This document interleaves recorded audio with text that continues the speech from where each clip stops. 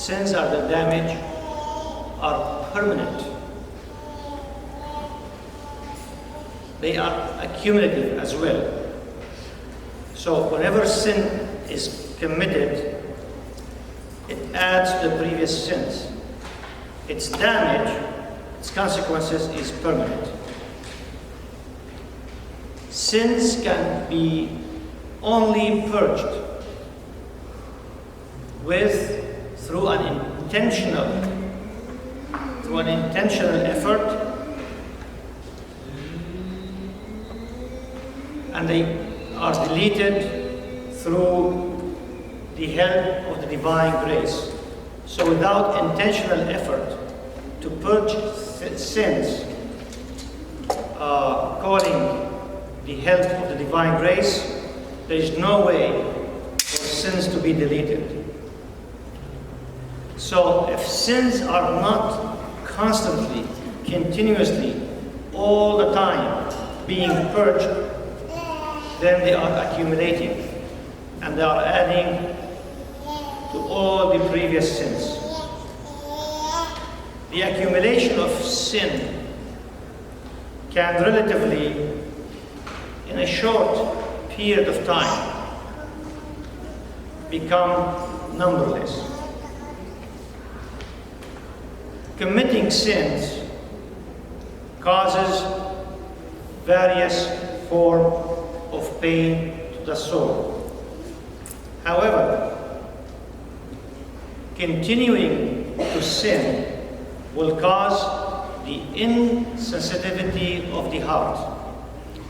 The insensitivity of the heart, which is high level of tolerance for the pain of sin, means that our sensory towards sins is defective. The sensory part of the soul that detects that we are sinning becomes defective, and then sin gets lost on us, and then that causes into committing more sins because we are not getting that message.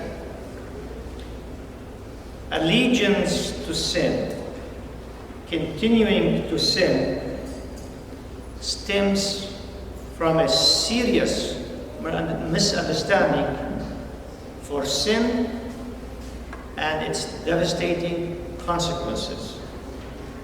Sin has severe consequences.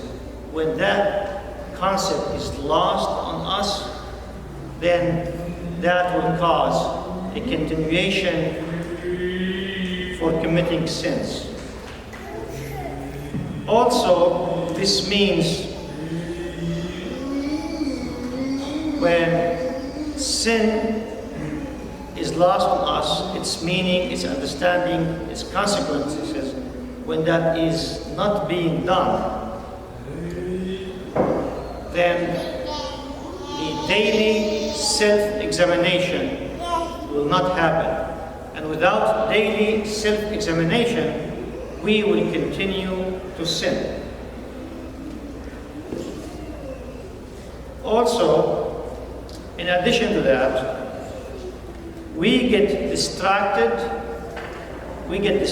from our sins by observing, by watching, by talking about the sins of others. So observing, paying attention to the sins of others make us not realize what is happening on our part. It's like a smoke screen.